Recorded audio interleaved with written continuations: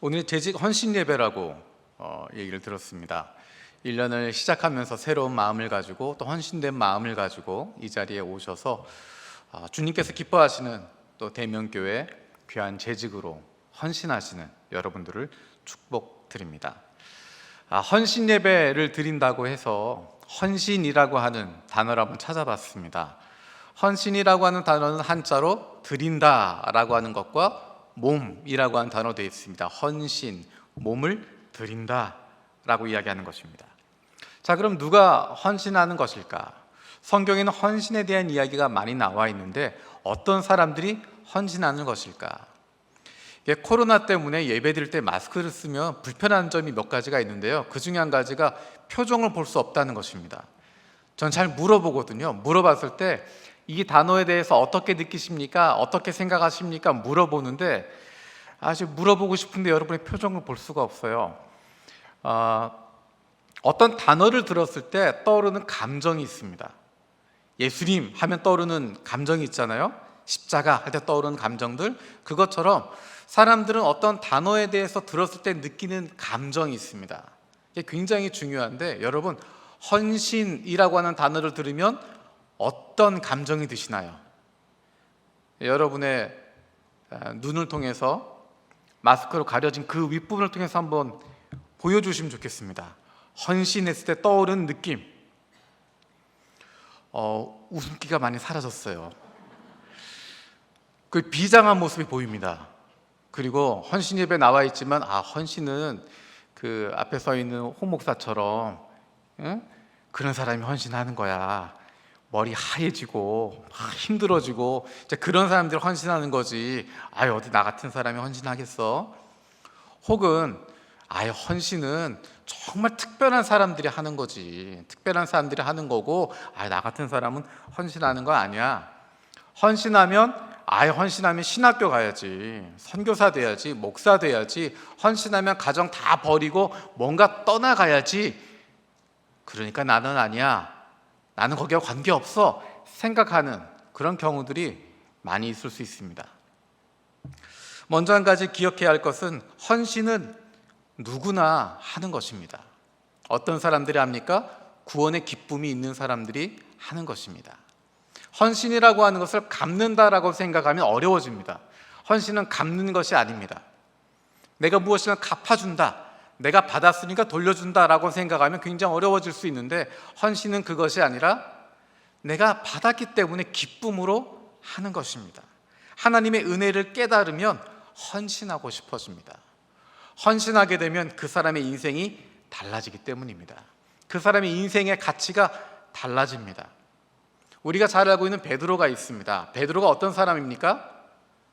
여러분이 지금 생각하시는 베드로의 모습은 예수님의 수제자고 사람 낳는 어부가 되었고 큰 전도자가 된 모습을 생각합니다. 하지만 원래 베드로의 모습은 어땠습니까? 갈릴리 바닷가에서 물고기 잡는 사람입니다. 다른 사람보다 물고기 조금 더 잡았다고 행복하고, 다른 사람이 나보다 조금 안 됐다고 즐거워하고 그냥 그렇게 살았던 사람입니다.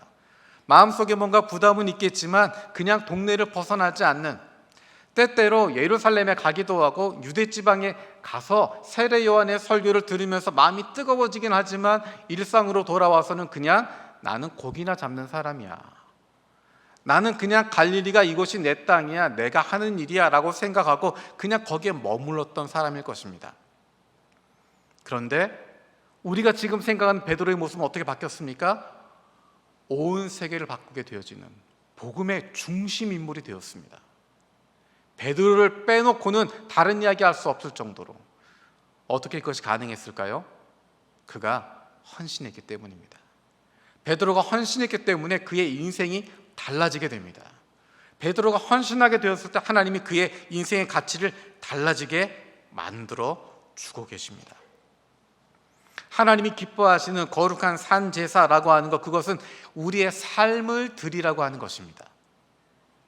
오늘 아침에 함께 사역하는 다른 목사님으로부터 짧은 메시지를 하나 받았습니다. 헌신에 대한 이야기를 하는데, 헌신은 몸신자를 쓴다는 거예요. 드린다, 몸을 드린다. 말이나 생각으로만 하는 것이 아니라 몸을 들이는 것이다. 온 몸으로 하는 것이다. 머리로만 하는 것이 아닙니다. 우리의 삶을 드린다라는 것입니다. 우리가 삶을 드릴 때, 우리가 헌신할 때, 그것이 왜 우리에게 큰 기쁨이 될 수 있을까? 조금 전에 목사님 설명해 주셨던 것처럼 저는 지금 일본에서 사역을 하고 있습니다. 제가 사역하고 있는 교회는 굉장히 독특한 교회입니다.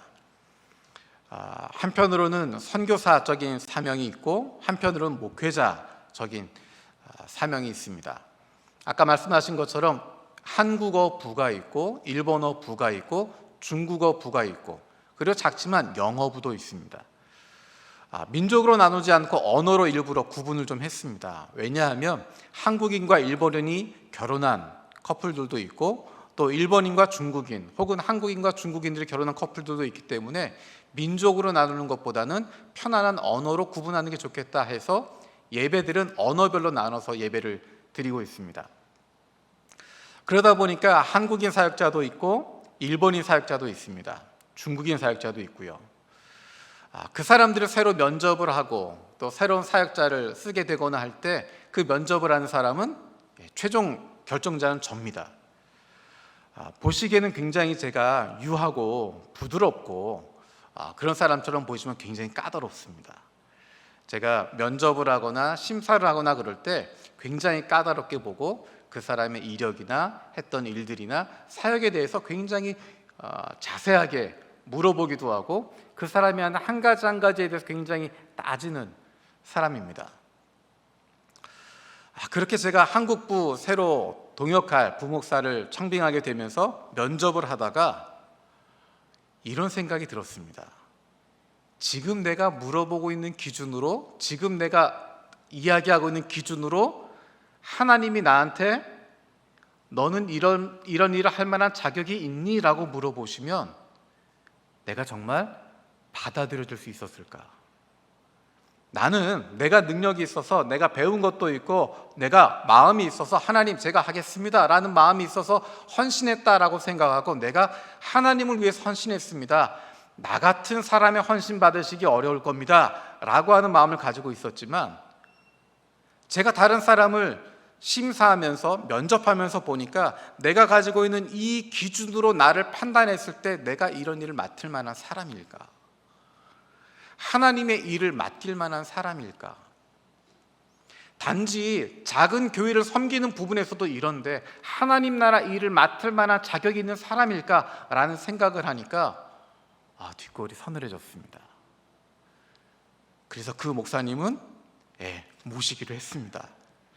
지금 정말 잘 사역을 하고 계시고요. 제가 지금 안식년 나와 있는 동안에 그 목사님이 교회를 잘 섬기고 계십니다. 내가 헌신한다고 해서 내가 누군가 하나님에게 내가 헌신하겠습니다 라고 이야기해서 하나님이 아이고 잘했다 고맙습니다 그렇게 받아주실까? 사실 우리에겐 그런 자격이 없습니다. 내가 자격이 있어서 이만큼 내가 헌신됐고 내가 이만큼 능력이 있고 이만큼 배운 것이 있고 이만큼 믿음이 있으니까 나 정도 되니까 그래도 하나님 제가 헌신해 드리지요. 그것이 아니라 내가 헌신한다고 이야기했을 때 아무런 자격도 없고 능력도 없고 모자라지만 부끄럽지만 제가 하나님 헌신하겠습니다. 제 마음을, 제 몸을, 제 삶을 받아주십시오 라고 하나님께 말씀드렸을 때 하나님께서 내가 너를 받아주겠다, 너의 헌신을 받아주겠다 말씀하시는 것이 얼마나 큰 은혜인지 모릅니다. 내가 아무리 무엇인가를 하겠다고 이야기해도 정말 자격이 없는 사람인데 능력이 없고 부족한 사람인데 하늘과 땅을 지으신 하나님께 헌신한다고 했을 때 그 헌신을 받아주신다고 하는 것. 다른 사람은 몰라도 나는 알지 않습니까?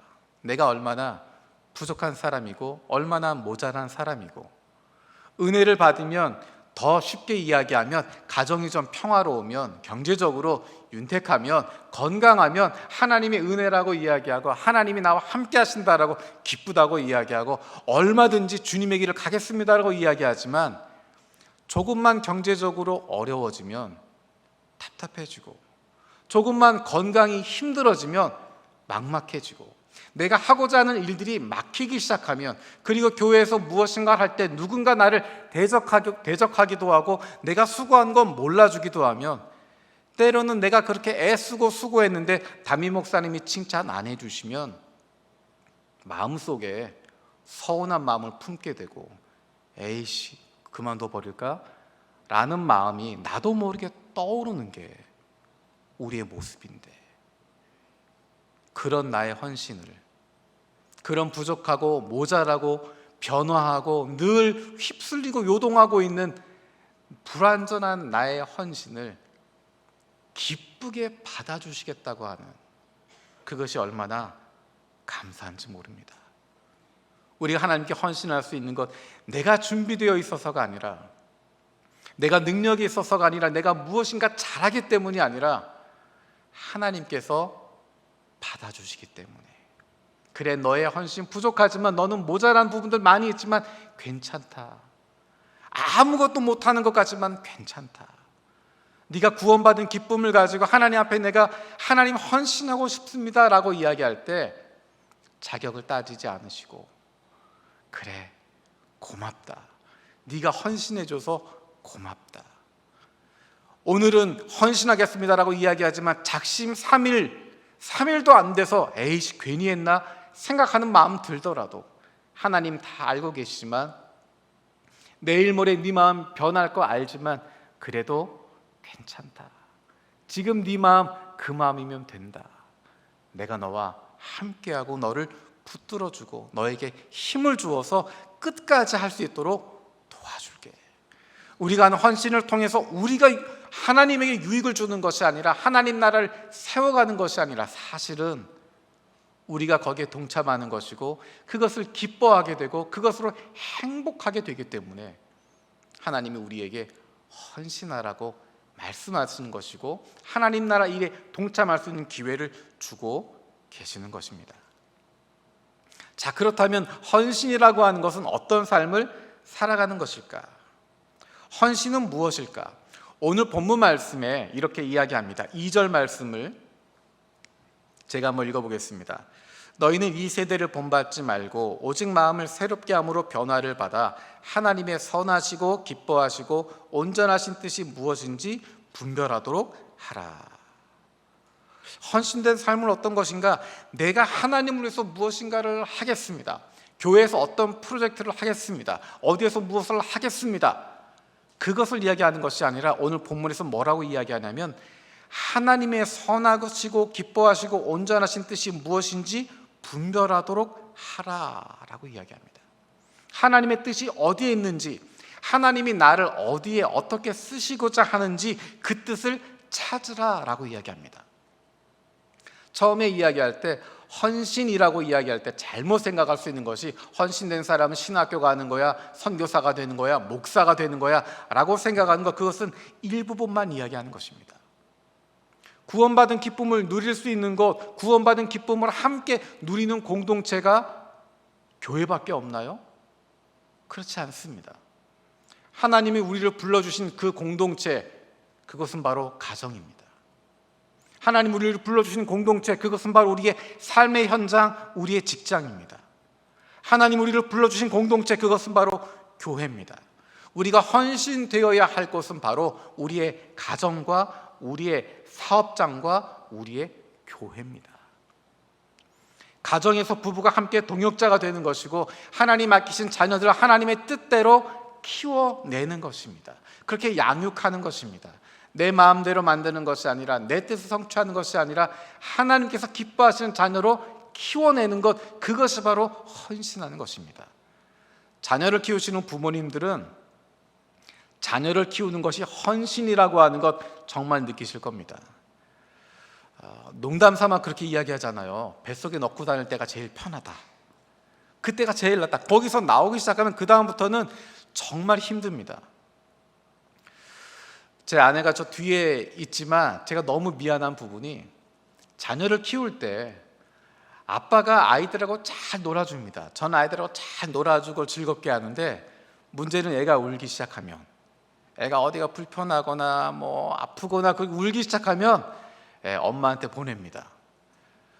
엄마는 그 아이를 붙잡고 계속 같이 울고 밤을 새고 하는데, 저는 안 되더라고요. 아기가 울면 나 내일 출근해야 되는데, 내일 사역해야 되는데, 그 생각하면서 막 짜증이 먼저 올라오고. 근데 엄마들은 물론 아침에 출근하고 힘들고 어렵지만 그래도 같이 붙잡고 울고 애쓰고 노력합니다. 이게 헌신이죠, 헌신. 머리로만 하는 게 아니라, 마음으로만 하는 것이 아니라 온몸이 힘들어하면서 함께 그것을 드리게 됩니다. 가정을 지킨다고 하는 것, 가정에서 헌신한다고 하는 것은 몸이 들어갈 뿐만 아니라 시간도 들어가고 모든 에너지가 거기에 들어가게 됩니다. 머리로만 되는 것이 아닙니다. 행복한 가정을 유지한다고 하는 것, 결단이고 노력이고 헌신입니다. 하나님께서 우리에게 직장을 허락해 주십니다. 직업이라고 하는 것은 우리에게 주신 섬김의 장소입니다. 우리가 세상을 섬길 수 있는 방법, 직장을 통해서 하는 것입니다. 우리가 다른 사람들 섬길 수 있는 것, 직장을 통해서 일하는 것입니다. 그래서 내가 직장에서 열심히 일하는 것을 통해서 사회에 기여하는 것이고, 내 직장 동료들을 섬기는 것이고,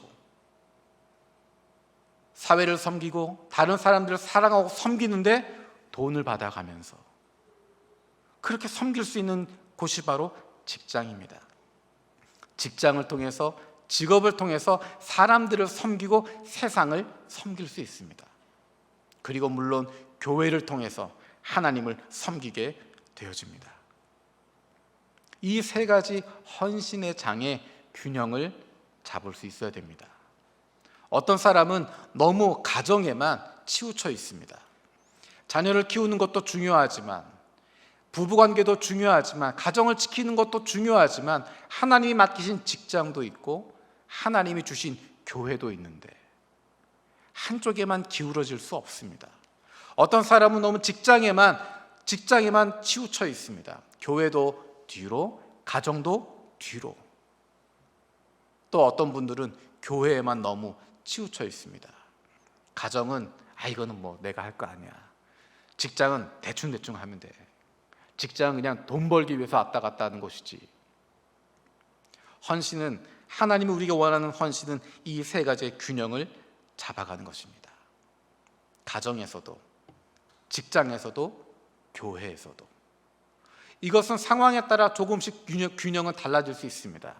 때로는 가정에 조금 더 비중을 두어야 할 때가 있습니다. 처음 결혼했을 때 직장이나 교회보다 가정을 새롭게 꾸미는 것에 좀 더 비중을 두어야 됩니다.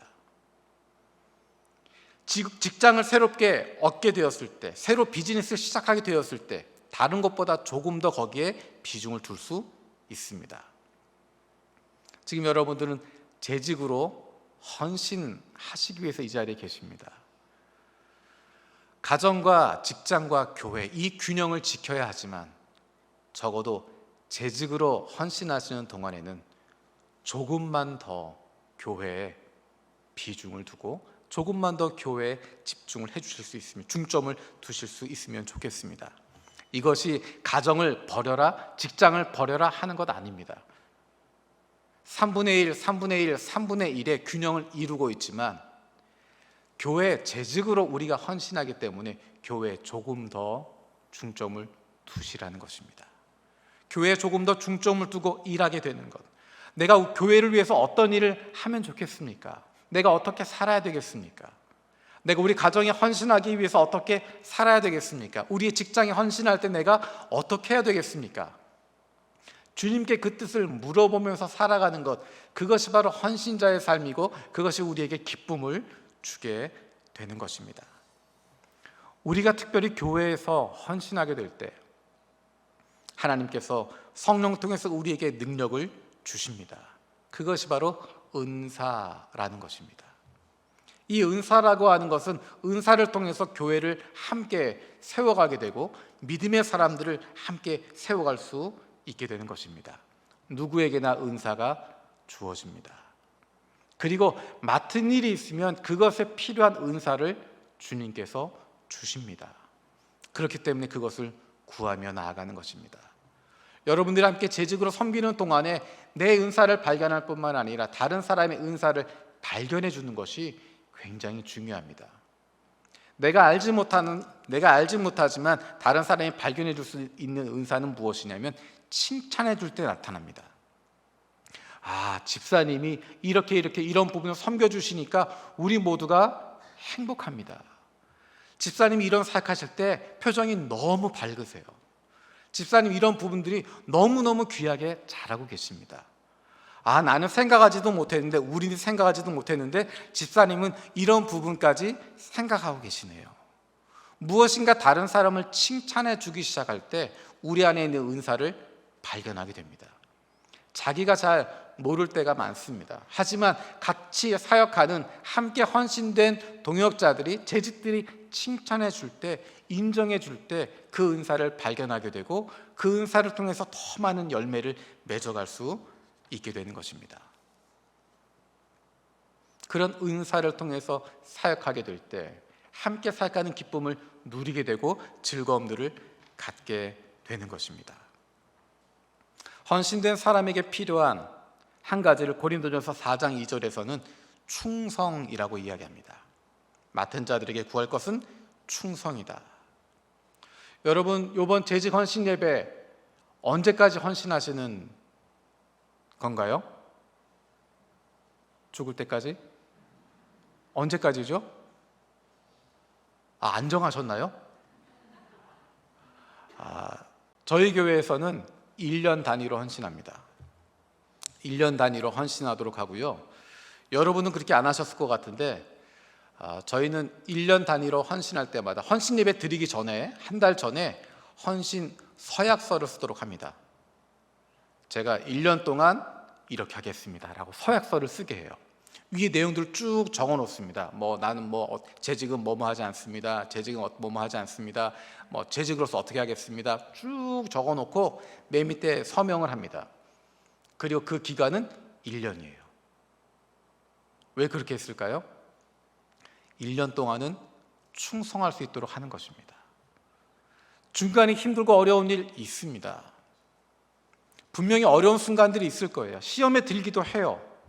내가 정말 열심히 하지만 그 일이 열매가 나타나지 않기도 하고 다른 사람과 부딪히기도 하고 어려움이 생기기도 합니다. 하지만 1년이라고 정해놓은 이유는 뭐냐면 그때까지만 참고 버티라는 거예요. 저 여러분에게 그렇게 말씀드리고 싶습니다. 오늘 재직헌신 예배 드리잖아요. 내년에 또 드릴 거잖아요. 지금 목사님께는 미리 말씀 못 드렸는데 오늘 재직헌신 예배 드리시는 분들은 올 1년만 헌신하세요. 내년 생각하지 마세요. 올 1년만 딱 생각하시고 올 1년만 충성하는 겁니다. 그 1년 동안은 내가 어떤 일이 있어도 충성하겠다. 저는 그런 기도 많이 하기도 하고 그런 기도 많이 시킵니다. 재직으로 헌신하는 동안 아프지 않게 해주십시오. 가정에 문제가 생기지 않게 해주시고 직장도 주님께서 지켜주셔서 마음껏 주님의 일을 하게 해주십시오. 교사들을 위해서 기도할 때도 그렇게 기도합니다. 우리 선생님들 건강을 지켜주시고 가정을 지켜주시고 직장을 지켜주셔서 마음껏 아이들을 축복하고 사랑하고 섬길 수 있도록 하나님 지켜주십시오. 충성하는 사람들에게 주어지는 약속입니다.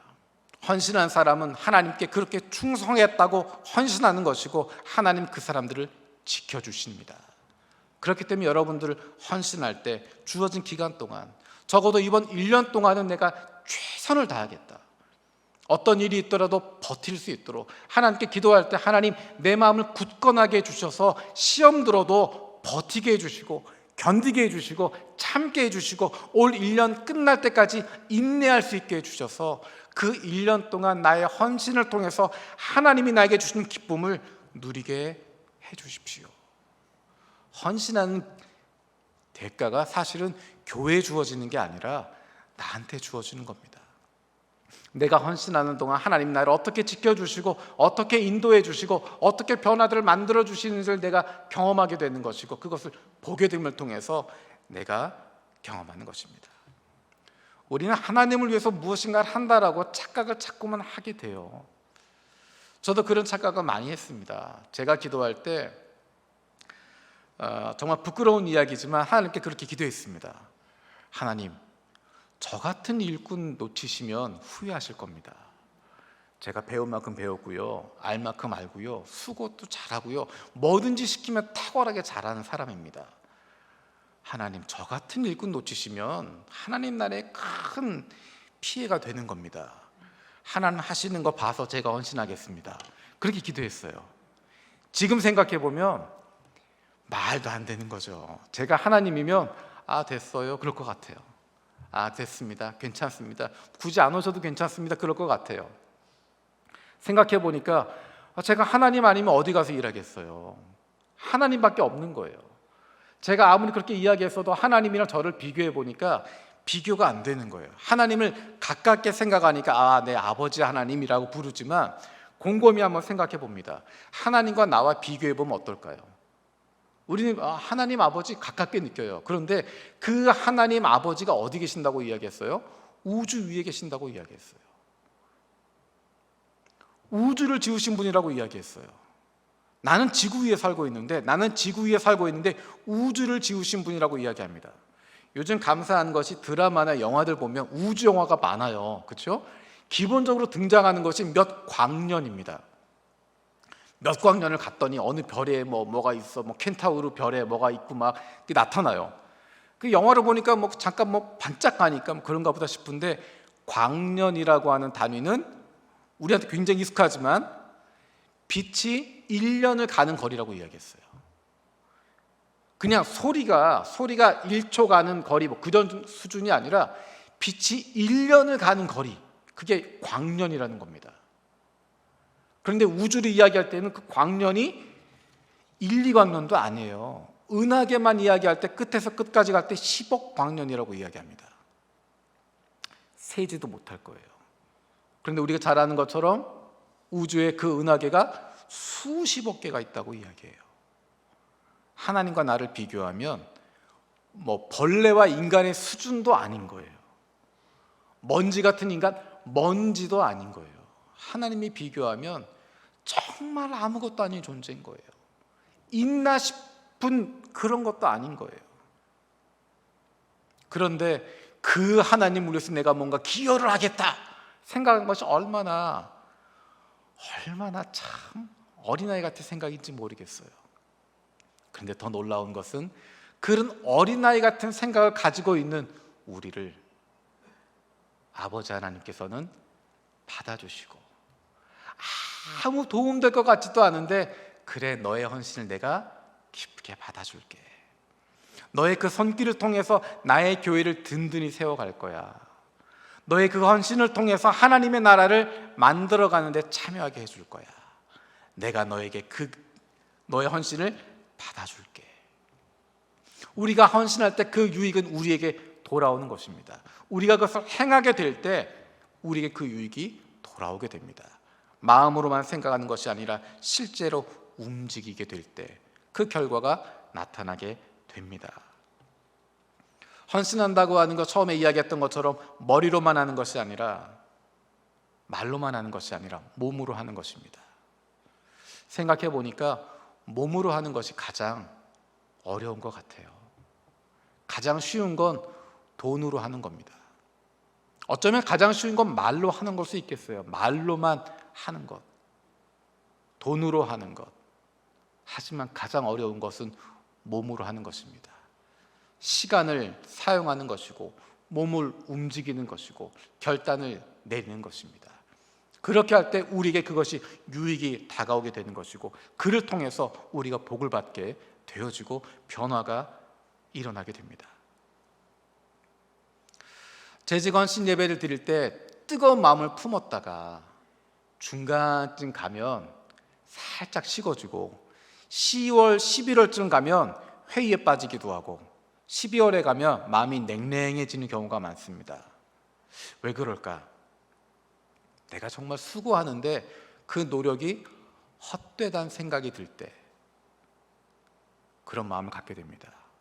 많은 부모들이 실망할 때가 언제냐면 자녀에게 정말 애쓰고 수고했는데 그 자녀가 잘못될 때, 내 수고가 헛되다라고 느껴질 때 절망하게 되고 어려워집니다.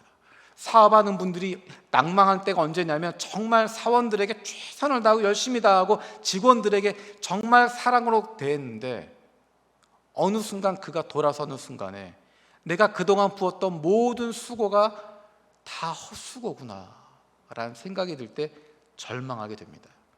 헌신도 마찬가지입니다. 내가 하나님께 헌신했다고 생각하고 내가 열심을 다했다고 생각했는데 그 노력의 대가가 보이지 않는다, 노력이 헛되다라는 생각이 들 때 힘들어지고 어려워집니다. 열매가 보이지 않을 때, 그리고 남들이 인정해 주지 않을 때, 정대일 목사님이 인정해 주지 않을 때, 담임 목사님 인정해 주지 않고 다른 사람이 격려해 주지 않을 때 사실은 마음이 힘들고 어려워집니다. 저는 칭찬을 잘 하는 사람이 아닙니다. 그러다 보니까 누가 뭘 해도 이게 뭐 칭찬하거나 그렇게 잘 안 했습니다. 그 칭찬은 나중에 하나님한테 받는 거지라고 생각하고 했는데 지나면서 보니까 누가 저한테 칭찬 안 해주면 서운하더라고요. 그 생각이 들면서 그래, 격려해 주는 것, 칭찬해 주는 것 필요하겠다. 하지만 모든 사람이 나를 칭찬해 줄 수 없습니다. 모든 사람이 나를 좋아할 수 없습니다. 모든 사람이 칭찬받는 것이 아니라, 모든 사람에게 격려받는 것이 아니라 단 한 분에게 받을 수 있다면, 언제나 받을 수 없더라도 단 한 번 받을 수 있다면 그것으로 괜찮지 않을까? 고린도전서 15장 58절에 이렇게 말씀하고 있습니다. 그러므로 내 사랑하는 형제들아, 견실하며 흔들리지 말고 항상 주의 일에 더욱 힘쓰는 자들이 되라. 이는 너희 수고가 주 안에서 헛되지 않은 줄을 알미라. 주 안에서 너희 수고가 헛되지 않다. 사도 바울을 생각하면 얼마나 마음이 힘든지 모릅니다. 사도 바울이 열정으로 교회를 개척합니다. 복음을 선포합니다. 죽음을 두려워하지 않고 교회들을 세워나갑니다. 그런데 그 뒤에 오는 것은 다른 거짓된 교사들이나 다른 거짓된 사도들이 와서 교회를 흔들어 놓습니다. 자기가 정말 사랑하고 최선을 다해서 세웠던 교회 교인들이 사도 바울을 향해서 당신 거짓말장이라고 이야기하고 당신 가짜라고 이야기하고 당신은 하나님의 사람이 아닙니다라고 손가락질하는 상황들이 펼쳐집니다. 그야말로 사도 바울이야말로 자기의 인생을 돌아봤을 때 아무것도 열매가 보이지 않는 그런 사람입니다. 그렇지만 그가 단 한 가지를 보고 있습니다. 주 안에서 너희의 수고가 헛되지 않은 줄을 알미라. 하나님의 사역자는 천국의 상급을 바라보고 일하는 사람들입니다. 하나님이 알고 계십니다. 그런데 놀라운 것은 하나님만 알고 계신 것이 아니라 우리 주변에 있는 사람들이 알고 있습니다. 가족들이 알고 있습니다. 처음에 이야기했던 것처럼 저희 교회는 일본어부, 중국어부, 또 영어부가 있습니다. 얼마나 재미있는지 모릅니다. 일본에서 복음을 전한다고 하는 것은 굉장히 어렵습니다. 말한다고 듣지 않기 때문입니다. 우리는 말을 하면 이야기를 들어주지만 듣지 않습니다. 그리고 그 이야기를 들을 때는 항상 누구와의 관계가 중요합니다. 그냥 직접 누구를 찾아간다고 되는 것이 아닙니다. 내가 아는 사람이 소개해야 받아주는 것이고 다른 선관계가 있어야 그 사람이 이야기를 들어줍니다. 노방전도 하는 것이 굉장히 어렵습니다. 저희가 교회에서 교회 주변에 있는 사람들 대상으로 해서 5년 전쯤부터 새로운 것을 한 가지 시작했습니다. 무엇이냐면 힘들고 어려운 가정들을 위해서 좀 경제적인 도움을 주면 좋겠다, 쌀을 좀 나눠주면 좋겠다 생각을 했습니다. 먼저는 교회 안에 힘들고 어려운 사람들을 위해서 쌀독을 하나 만들었습니다. 쌀독을 만들어서 누구든지 필요한 사람을 가져가십시오. 그래서 일부러 작은 포장으로 포장을 해서 만들어 뒀습니다. 삶이 어렵고 힘들면 누구나 그럴 수 있습니다. 그러니까 언제든지 와서 쌀 가지고 가서 드시라고 쌀떡을 만들었습니다. 그래서 어떤 분들이 라면도 좀 있으면 좋겠다. 그래서 라면 박스도 같이 갖다 놨습니다. 했더니 반찬도 좀 있으면 좋겠다. 그렇게 그냥 모아뒀습니다. 가져갈 수 있도록. 그러다 보니까 동네에 있는 한 할아버지가 와서 라면과 쌀을 가져가시는 것을 알았습니다. 그리고 나서 교인들과 이야기를 해서 한번 동네에 있는 분들을 섬겨보자 라고 이야기했습니다. 그래서 쌀이 필요하신 분들에게 쌀을 한번 전달하자. 어느 정도 됐을까요? 첫 해 한 서너 가정밖에 안 됐습니다. 왜냐하면 우리가 왜 교회가 주는 쌀을 받아? 안 받는다고, 문도 안 열어주고 그렇게 합니다. 고맙지만 사양하겠습니다. 일본 분들이 도움받는 것을 굉장히 힘들어합니다. 내가 하나 받으면 하나를 돌려줘야 한다라는 생각이 있어서 쉽게 받아들이지 않습니다. 그리고 낯선 사람한테 호의를 받아들이지 않습니다. 거부합니다. 그 다음에도 또 쌀을 전달해 드리겠다고 말씀을 드리고, 혹시 괜찮으시면 쌀을 전달해 드려도 되겠냐고. 싫다고. 쌀을 그렇게 할 뿐만 아니라 저희가 교회에서 여러 가지 일들을, 동네를 섬기는 일들을 조금씩 했습니다. 1년, 2년 지나도 아무런 반응이 없습니다. 4년, 5년 지나고 나도 아무 일도 일어나지 않았습니다.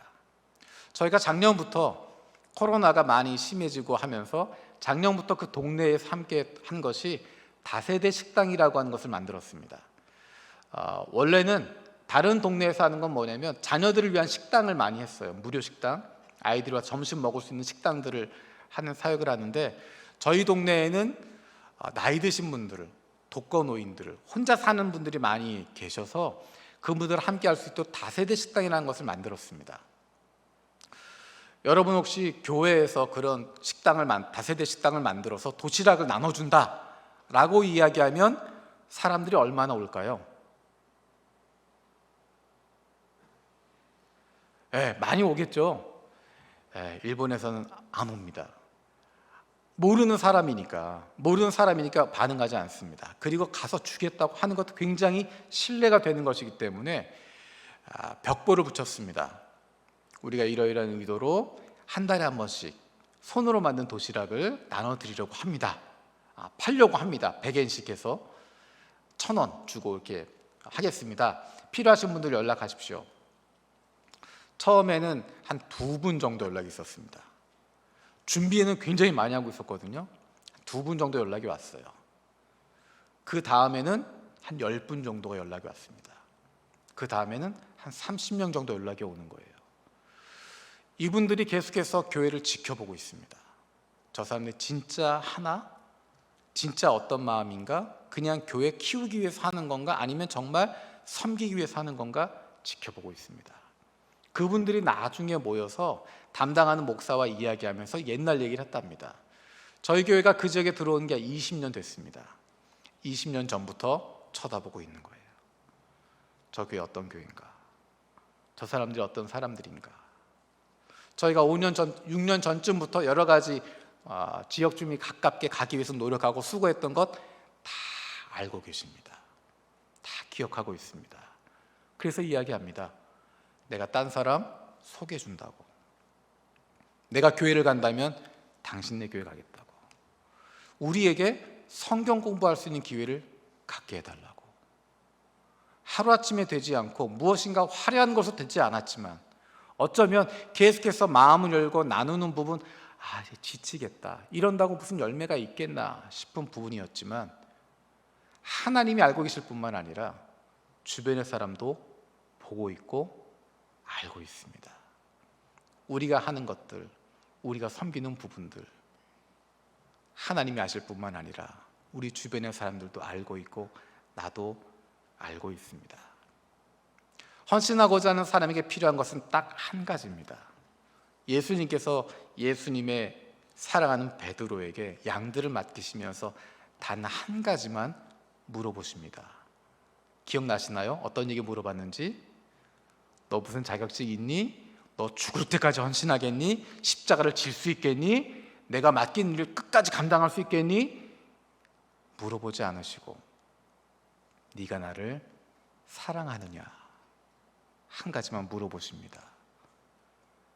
우리가 하나님께 헌신하는 것, 재직으로 헌신하는 것, 다른 것 요구하지 않으시고 한 가지만 이야기하십니다. 네가 나를 사랑하느냐. 예수님을 사랑한다면, 예수님을 사랑하기 때문에 예수님의 사랑을 가지고 예수님의 사랑이 있기 때문에 우리 헌신할 수 있고, 그 헌신을 주님이 기뻐 받으시고 그로 말미암아 우리에게 기쁨이 넘치게 될 줄로 믿습니다. 기도하겠습니다.